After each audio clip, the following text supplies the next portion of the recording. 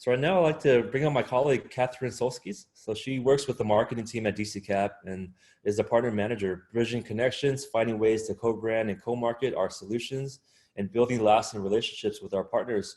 She's worked to ensure that our partnerships add value to the community and to expand the partner ecosystem. So right now I'd like to bring up Kathy to the panel and along with the rest of the discussion panelists. All right, thanks, Tim. Yeah, happy to be moderating the session today and having some of our partners joining us for this great discussion. Of course, we'll have Matt and Steph staying on for the panel.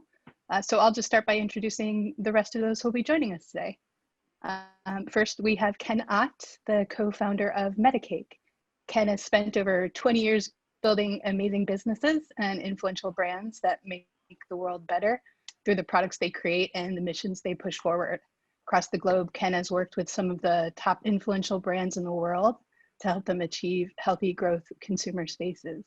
He's authored several books and publications on healthy hypergrowth business with the Metacake team, which have been featured by channels like Forbes, Biz Journals, Shopify Plus, and Klaviyo. Ken leads workshops, events, and keynotes on the topic of fast, healthy e-commerce growth. Thanks for joining us, Ken. Thank you. That was amazing. Of course. And we've got a couple other joining us as well. We'll also have Tim Ahlenius from AmericanEagle.com joining us. And with over 20 years in website development, design, and optimization, Tim has worked in every discipline required for building effective websites. As the Vice President for Strategic Initiatives at American Eagle, Tim discusses online strategies with the clients after a period of discovery, learning, and research about specific products and services, industry, or areas a client wants to build their website or digital marketing efforts in.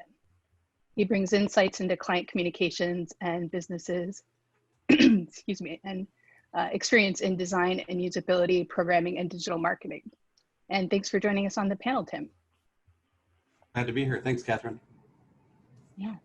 And then also we'll have Kaushal Shah with us, who is the Magento Practice Director at Proficient, a global digital consultancy transforming how the world's biggest brands connect with customers and grow their business. He has 16 years of B2B and B2C e-commerce implementation experience and has been involved with the Magento commerce products and ecosystem since its inception. And thank you, Kaushal, for joining us today as well. Thank you, Catherine. Great. And again, Matt and Steph, an amazing presentation, navigating the current climate, speaking of partnership, and amazing insights on what we might expect for the upcoming holiday season and how we can win. So to start things off on the panel, I'd love for us to keep the conversation on the holiday going. So to begin, Ken, let me direct the first question to you. In comparison to years past, what's the strategy for Metacake this season? What do you think the goal should be for Cyber Weekend promotions? Yeah, thanks, Catherine. That's a great question. I think a lot of times we kind of break it into two things. I think number one is planning for success in the holiday season. And so, Matt and Steph were talking about this. There's a lot that goes on in planning. There's a ton when it comes to what type of promotions you're going to run, when you're going to run them, ads, emails, etc. And so just kind of planning in advance is something that we try and get everybody to do, whether that's with an integrated marketing calendar or some other tool. We like to see everything done about 2 weeks before it launches, and that kind of helps you have a smooth running season. So planning is number one. Number two, I would say typically as brands, we focus on the revenue and the profit, which is the exciting part, the purchases and the sales that kind of come with Q4, and that's really awesome. But what I would encourage you to do is focus on the long game. And so it's not really about, and especially in Q4, I often say it's not really about the profit associated with Q4, because that's sort of the short-term gain. The long-term game is customer acquisition. And so what you really want to do is get as many customers as possible, new customers. People are in a buying mode. So you have this opportunity to really get in front of a whole bunch of new people, get those customers. And then, the goal of any business, especially in DTC, is growing lifetime value of customers. Like that's really where you can grow in healthy ways. And so I would encourage you to focus on acquiring customers, not necessarily on the profit and revenue side. I know those are secondaries. And then really think about how can we come out of the holiday season with a larger customer base and have a strategy for converting those customers to fans and growing their lifetime value over time. Great, thank you. Yes, I think that's really great insight and important to think of it that way too as fans. Kaushal, I'd love for you to also come in and share some insight from your end as well. What do you think are some basic things we can do to get through this holiday season? Yeah, I think Stephanie mentioned a few of these. What I would like to start by saying is, first and foremost, whatever platform you are on, make sure that the site is stable, the platform is stable. So, if there are any upgrades that you need to do, bring it all up to date, right? The entire stack when it comes to the platform, operating system, whether it's a database, any patches, security patches that need to be applied, just make sure that all of that is up to date. I had the Magento practice here at Proficient, and I interact a lot with Adobe. They recently released one such document for Magento specifically, highlighting what are some of the key issues that most people face on Magento, and they submit a ticket for. So they had recommendations on how to address those. So look out for whatever platform you are on. Look out for that and make sure everything is patched up. The second point is mobile friendly. That is, I think, the least that any consumer will expect from your site, right? Whether it's whether your site has a responsive design, whether it has an app or it has a PWA kind of design, right? Progressive web apps. It needs to be mobile friendly because we are seeing the mobile commerce is increasing, and it's just going to keep increasing this holiday season as well. So make sure that the site is mobile friendly. The third thing is infrastructure, right? Do you have whatever your infrastructure is, the servers and all of that? I mean, are they ready to take on that surge, or are you prepared for the spikes? One way to do that is test it out beforehand. Whether it's some form of performance testing or try out some flash sales, some sales beforehand to see how the site keeps up, right? Or whether you need to do something in terms of the hardware or any of that, right? So test your infrastructure as well, and then finally, just making sure your entire browsing process, the cart and checkout and everything is totally optimized.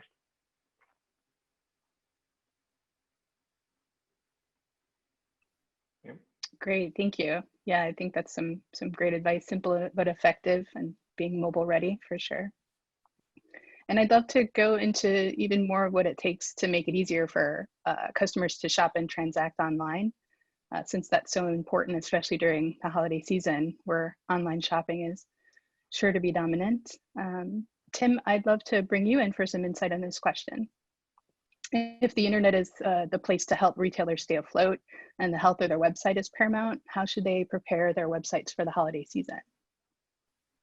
Absolutely. Thanks, Catherine. So overall, focusing on site speed, and especially with everything with COVID and the move to digital shopping much more than we had seen before since March.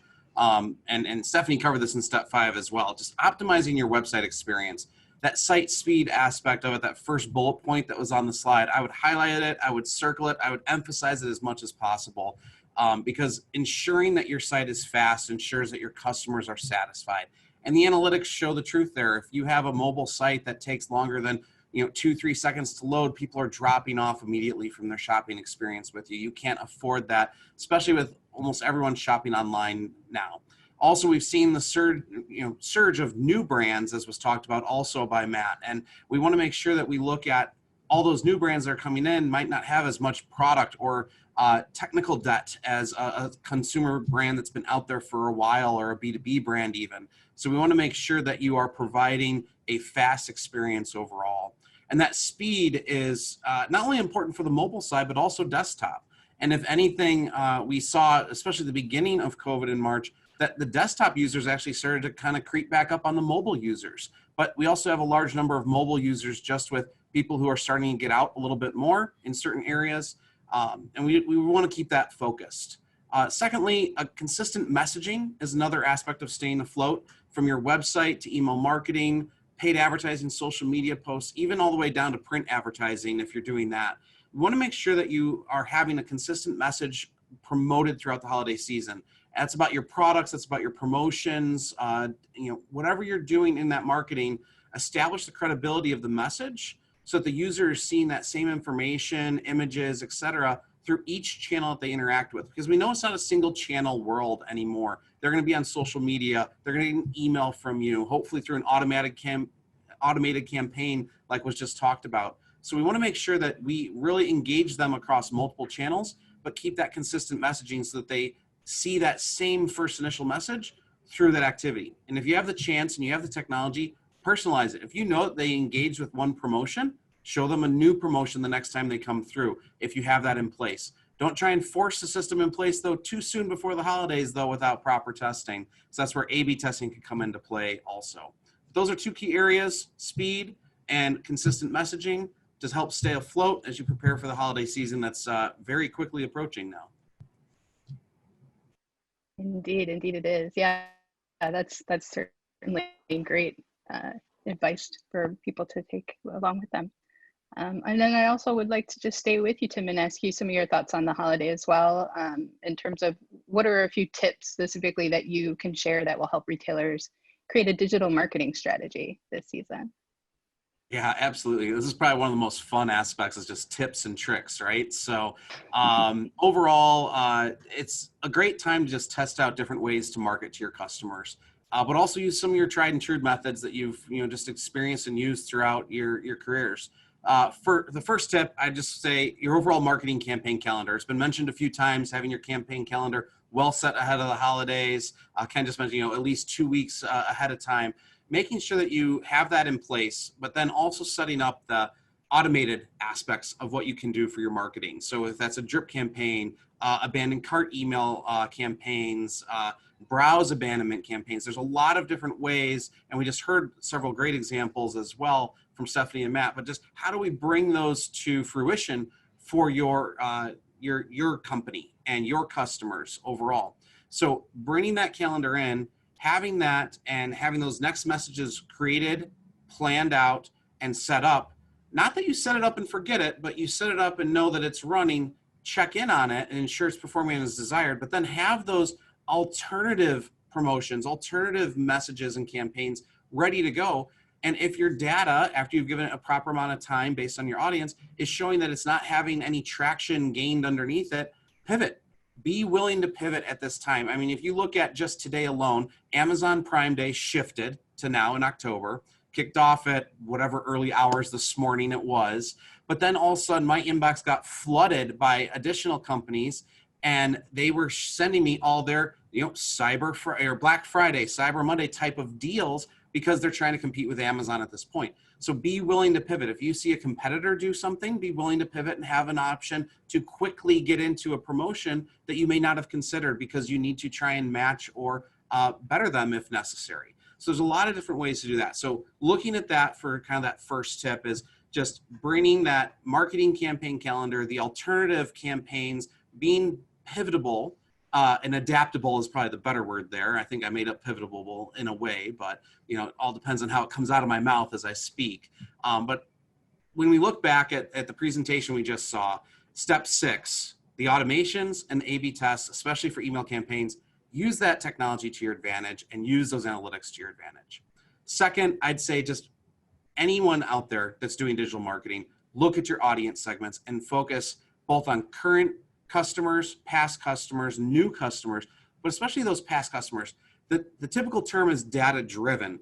However, I want to say be data informed. So I'm flipping the script on that phrase and changing a word out, but I want to be informed enough so that I know that I am informing the correct audience of what promotions or deals or content is best for them. What products should they be interested in this year? Take a look at historical data, use that to your advantage, and say, hey, you purchased this product a year ago, here's the next product that's similar to it, if they're interested in purchasing that. Or products that complement that one. Use that to your advantage. Look at other products that same audience segment has bought and use your data to say, hey, this person hasn't bought this. Send them an email campaign specifically for that. So product recommendations is huge with that, and using that past data. So walk out of it being data informed, because data driven is great. But if you're informed, you're now targeting that audience that much more, and you're informing them of what the next best thing is for them to consider in this year's holiday shopping. And then lastly, just to kind of wrap it up here, keeping track of what's happening with your campaigns. I mentioned this before, but being willing to quickly make a decision to pivot. And I think that's the most important thing that, as we've seen so many businesses have to do over the majority of this year so far, since March really, pivot to new experiences. Be willing to try something new in your digital marketing that you may have never considered doing before, if it resonates with your audience. Because right now is the most important time when you won't have a lot of people going to brick and mortar stores. If you have them, they will be shopping online much more than they have ever shopped online before. So ensure that you are ready to pivot and adapt to what you need to if you haven't already. Great. Yes, absolutely. I think that's a lot of great information, and the adaptability is certainly an important factor of that, I think, especially in rather uncertain times. And then actually, Matt and Stephanie, I'd love to come back to you and perhaps take the discussion a little bit beyond the holiday. What do you foresee post Black Friday, Cyber Monday as we head into 2021? Yeah, I think, like we kind of alluded to and everybody's talking about right now, is that people are going to be learning a lot through the holiday season. Again, a lot of people are experiencing Black Friday, Cyber Monday, and the holidays for the first time. I expect people to see, some pretty strong success, even for brands that kind of just showed up into this later in the game, because of, the natural momentum that's behind it. We knew it was going to grow in 2020 regardless. We have this accelerant behind it now to make that even greater. But what you're going to now go into is that, e-commerce becomes a default for a lot of companies, and now at the very least they're going to be investing in it because they can't ignore it anymore. So what kind of plans do they have to put in place as we head into January to build out strategies for the overall year? What did they learn from successes and opportunities along the way through the holidays? But yeah, you're really entering this new stage as a result of what we're about to go through for the next 8 to 10 weeks. Steph, anything else on that? Yeah, I would say that customers are just going to have access to an immense amount of customer data that they hadn't before. So really being able to look and analyze all of that online data that maybe traditionally heavier brick and mortar stores didn't have access to, I think that's going to help them shape their strategy for next year as well. And kind of allow them to continue to analyze, work with their partner network to understand their customer base, and then really take those insights and then maybe completely change what they've been doing from the past based off of those net new learnings. So that access to data is going to be huge. I think there's going to be a lot of FOMO created for brands who maybe didn't make the switch into e-commerce in time and haven't kind of taken on that digital transformation yet. So I think it could be kind of a waterfall effect after the holidays as well, of additional brands moving and focusing more on the online space. Yeah, absolutely. I agree. I think that is definitely going to be a growth. And then also, I'll stay with you guys for the next question. Specifically, how do you think brick and mortar stores will be changed forever? Yeah, I mean, it's kind of like I mentioned before, if they're moving a portion of their business online, they're going to be able to understand their customers even better. So that's going to be great. That could play into how they are targeting their customers, what messaging they're sending them, what inventory they're kind of buying more into. Really learning and understanding and adapting is going to be key for them. But I do see a greater percentage of their businesses moving online in the future. I think that's going to be something that's forever changed and something that's already pretty apparent thus far. Yeah, to add to that, I mean, I think coming from that space of like working at large CPG companies and seeing some of the things that we've seen over the last 6-7 months, a lot of ways, this is like their last hope for some of these retailers. I mean, we're seeing the bankruptcies continuing to roll in now, and then it's just mad scramble into launching e-commerce, where, you know, this is something that could have been prepared for and should have been, because it was a trend that was happening and should have had some level of investment. And now you get hit with this unprecedented event and you're not prepared at all. And in order to keep your brand name even alive, you need to make a quick move into e-commerce. And I think that's what we're going to see. A lot more brands than the ones we've already seen prior to the holidays is going to only ramp up as we head into January. So I would encourage anybody that's connected to any of those brands to really, if you haven't already, like, start planning how you can, you know, thrive in e-commerce, or at least keep yourself and doors open to the company, because, you know, it's something that unfortunately doesn't seem that unexpected from our perspective. But yeah, that's why we're here to help, as well as all of our partners. Yeah, great points. Absolutely. It's beneficial to look at where the future is trending, and, you know, having a little bit of that forethought, as you said. So that's a good point. Kaushal, I would actually like to come back over to you then. And just based on what we've learned from the current climate, online commerce is most certainly going to continue to grow. So based on your experience, what are some tips that businesses can benefit from in order to enhance their online commerce?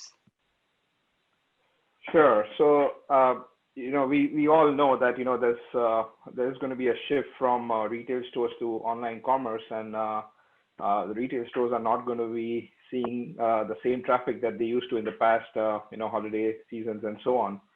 So, you know, it is going to affect the inventory that you have in the stores, and, you know, your retail associates and all of that, right? So how do you take advantage of that, actually? You know, one clear way is to use your online and your retail stores in a complementary manner.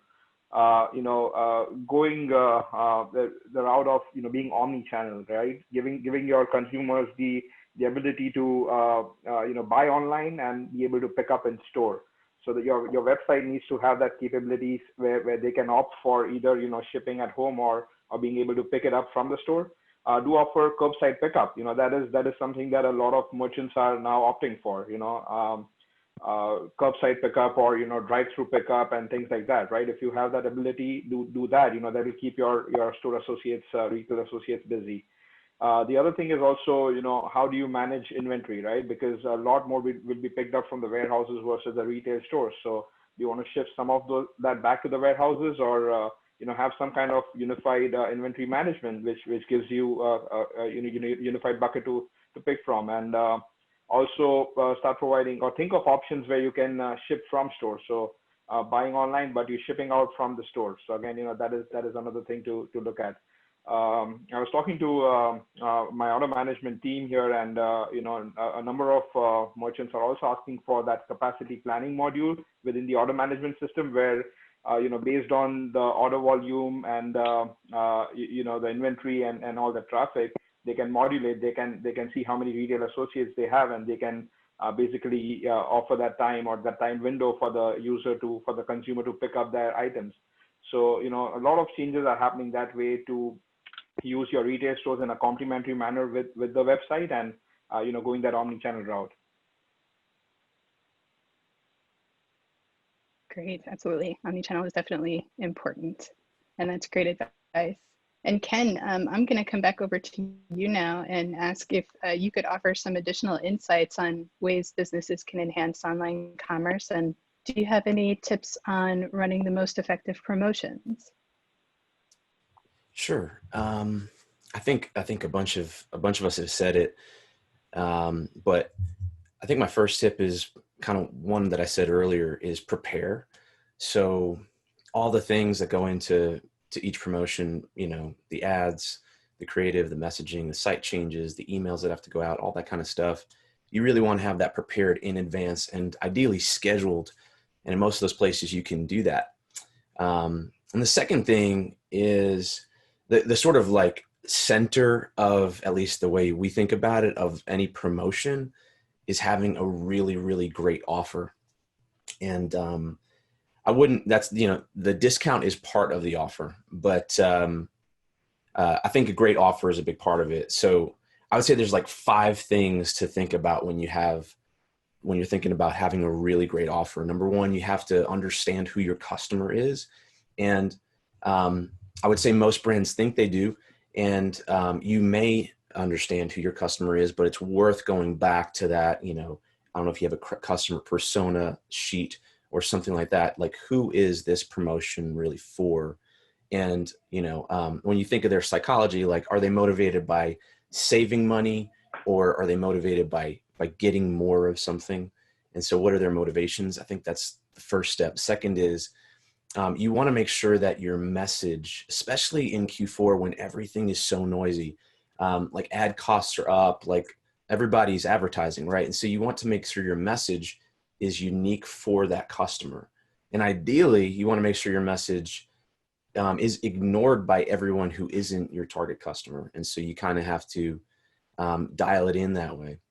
A third thing with the offer to consider is it needs to be irresistible. And so in marketing, they often say the best promise wins, not the best product wins, right? So the best promise wins the purchase, and your product obviously has to live up to that, but you have to have a great promise. And so you really have to work hard to make that offer irresistible. You should stack the value. It doesn't mean that you should go out of business doing that. Like, hopefully you can design offers that, your business model supports and that your margins support and those kind of things, that hopefully that's baked into your direct consumer business. But it really does need to be irresistible, especially in Q4 when everyone's throwing their best offer out there. To really compete, you have to be very irresistible to your customers. The fourth thing real quick is make it simple. Like, this is probably the most important thing when you break it down, because it has to be simple for customers to understand. A lot of times when we work with brands, there are really great creative ideas, but they're really hard to communicate and really hard to understand. And so when you're talking about offers and promotions, especially in Q4, you want to make sure someone understands it in, under 5 seconds, in an ad, in an email, on your website, wherever it is. It needs to be so simple to understand. And then it also needs to be really simple to execute. And so, again, the more complex the offer, sometimes it's much, it can be really hard to execute, especially when you're talking about functionality on the website and logistics, coordination, and all these different things. It becomes complicated. And if you haven't, Q4 is not the time, in my opinion, to test, new, very complex offers. I would say you should test those earlier in the year. And then, in Q4, you're running simple to execute things that you've done before, ideally, because there's just so much volume that hopefully you're planning for if you're doing it right. And then the last thing just to consider is you really want to, we've seen it work really well to launch offers and promotions using your owned marketing channels. So Matt and Steph talked about this. That is typically email, but launching an offer to your current customer base, or even incentivizing people to sign up to something like a pre-launch email list so that they can take advantage of your offers and you can kind of help cut through the noise, is a really great tactic to launching successful promotions. And so just launching it with your own channels, being email, it might be text message, it might be other types of channels, is something to really keep in mind. So hopefully some of those things help some people in running effective promotions. Yeah, it's great advice. I mean, certainly understanding your customers is definitely an important piece, have them be excited about what you're doing. So that's great. Thank you. And then I'm going to go to Kaushal next. We've certainly talked a lot about how there's a big shift in commerce, and even more so with the current times. And many businesses not already all online are going to need to be. So what are a few steps that merchants with retail stores can take to offset the shift to online commerce? I believe we already answered that one, talking about going omni-channel. So that was a previous point we discussed about managing the shift inventory and also how keeping your retail associates busy by offering them curbside pickup and store buy online pickup in store option. We already spoke about that, to work the stores in a complementary manner with your online channel. Okay, great. Yeah, I mean, definitely having that omni-channel as main center stage is important. And Tim, to go along with that, time is money, obviously, for any business, and making it easy for customers to shop and transact online is very important for success. So what is the best way for online retailers to create a smooth user experience from browsing to final transaction? Yeah, a few key things that, again, because more and more customers are now moving towards online or, purchasing through website, the key thing is to make all your content relevant, whether it's in terms of, just product descriptions or, offering them product recommendations or search results. I think it is very important to have relevant content out there because the attention span is limited. You want to retain that customer and not have them, bounce off the site once they land on the site or a page. So having relevant content is extremely important, and equally important is SEO.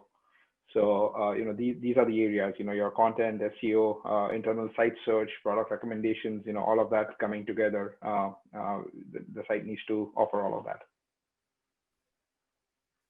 Great, thank you so much, Kaushal.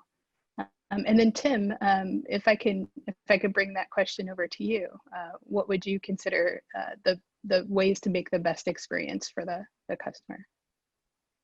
Yeah, great. Thanks, Catherine. User experience and just in the digital space is so important because there's so many different devices and different content types, as mentioned, that users are consuming. And first and foremost, to make a great experience, we want to make sure that we eliminate distractions as much as possible.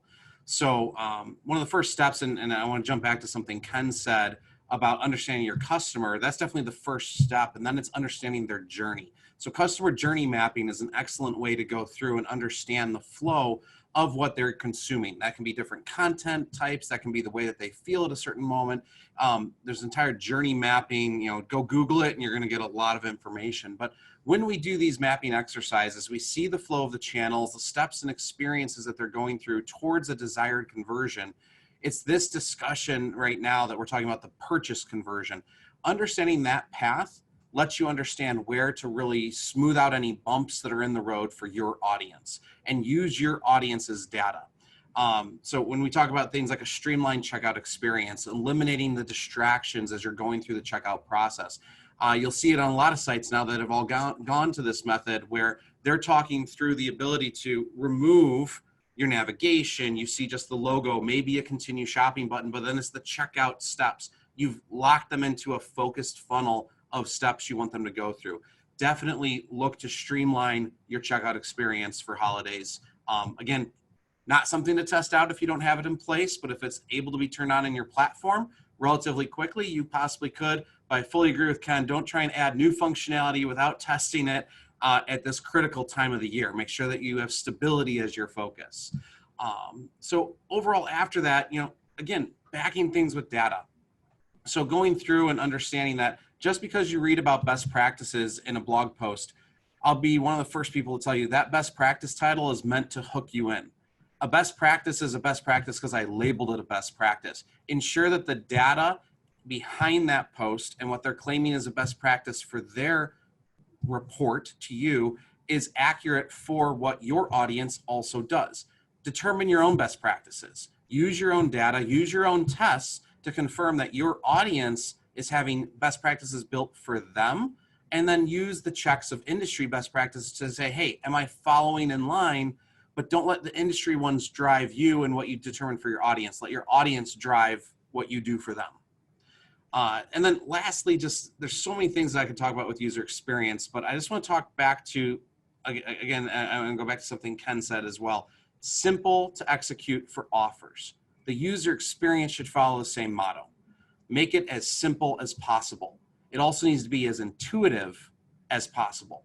So overall, from what I have seen in multiple reports, we make over 35,000 decisions a day. So now taking out, let's say, an average of 8 hours of sleep, which I know I do not get an average of 8 hours of sleep a night, but let's use that as our example, right? That's 16 waking hours. That boils down to 2,187 decisions per hour that we make. Let's take it down to minutes. That's 36 decisions per minute that your mind is processing. And that's where some of these are very small and minute. But at the end of the day, my point is, don't make your website add more decisions to your shoppers than it needs to.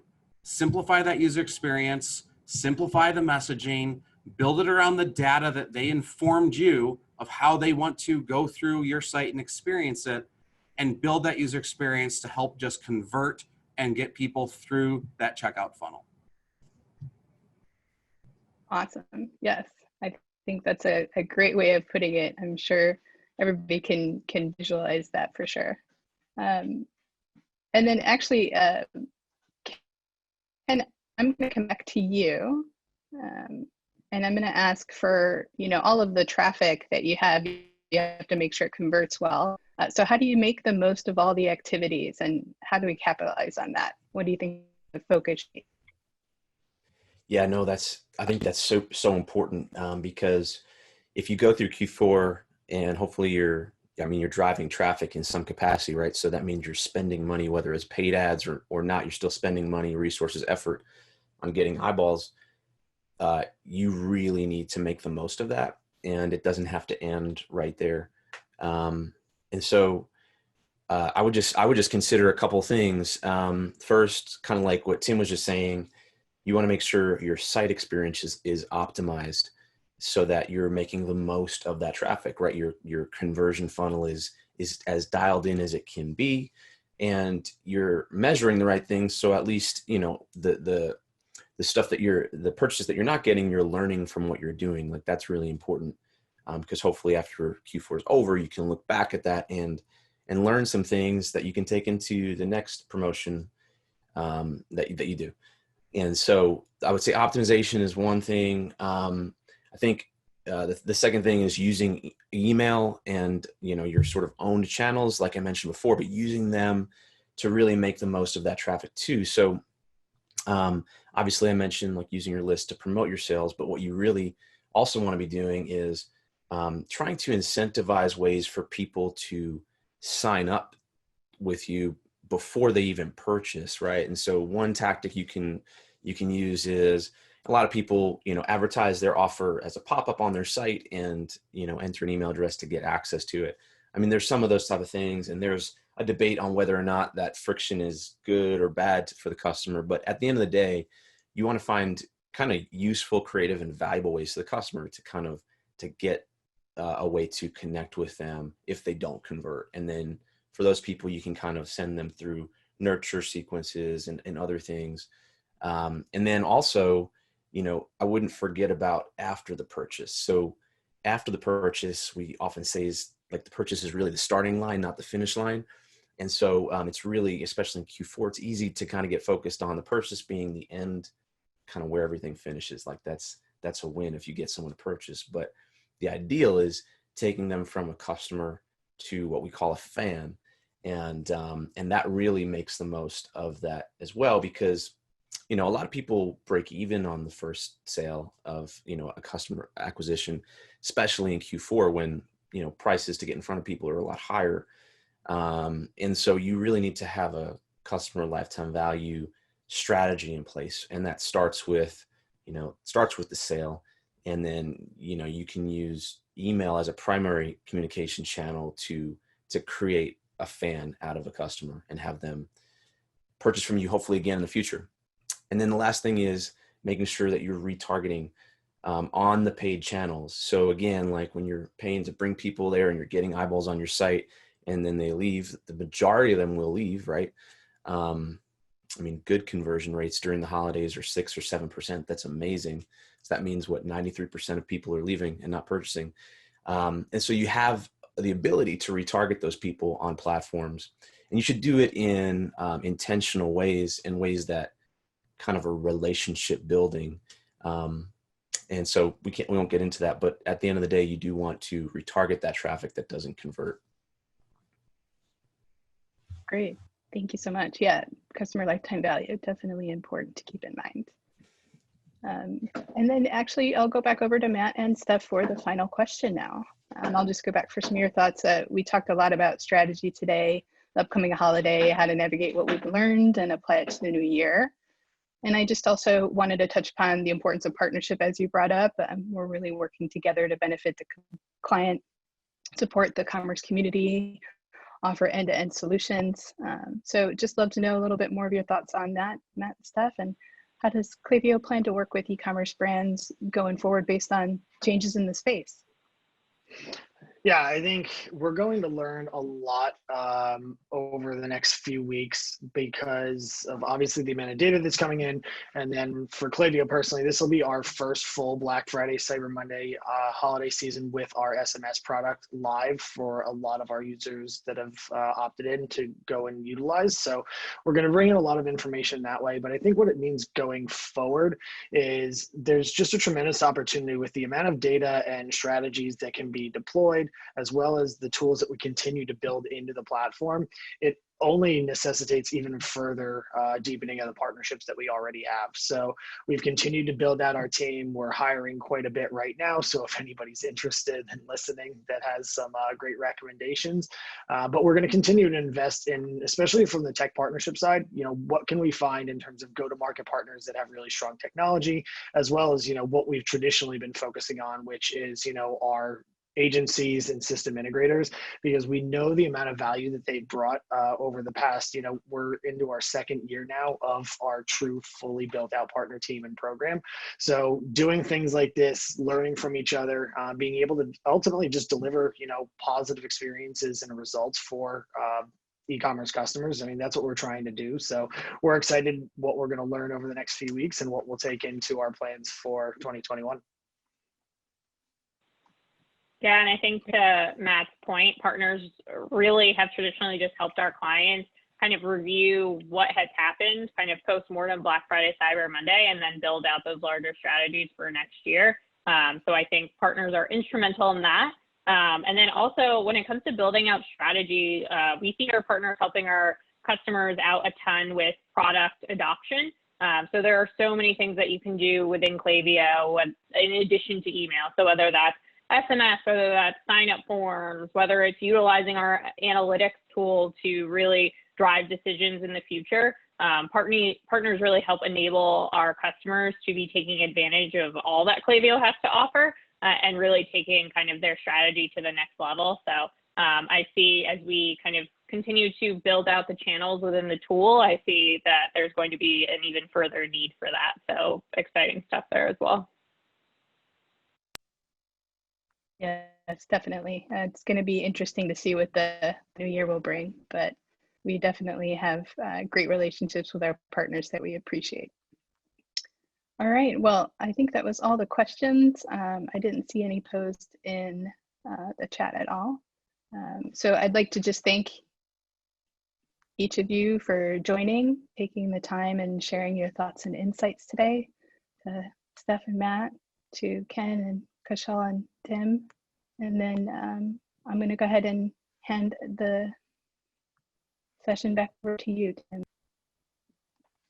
Great discussion panel, guys. That was very good. So in a normal business world where we're all competitors in a way, it should be cutthroat, but in a way we're very collaborative, and that's where we really get the best solutions for the merchants, and that's when we get the best practices and do a lot of great things for e-commerce and for the platform. So thank you guys once again for being on this. It was very good and very informative, and hopefully all the attendees, they found it very informative and relevant as well. So thank you guys. Appreciate it. Thank you guys. Yeah. Thank you. Thank you. Thank you. Yeah. And then just for next steps too, we do have a networking room for after if you want to kind of just want to have any questions for anybody. So the networking session is open right now. So if you check out your email, it should be on there on one of the calendar invites. I just want to I posted something on the chat box because there is a event that we're hosting on November 10th. So this is going to be our second big one for the year. We're looking to get maybe 300-400 attendees for this. And this is going to be really good in terms of B2B and for merchants and distributors. And we're also giving away lots of great great prizes, great swag and stuff as well. So be sure to be on the lookout for this. We're generating lots of great content for this, and it's going to be a very good session. So, but that's it. That's all we have for now, and hopefully you guys found all this content relevant, and we'll see you guys for the next one. Thank you guys.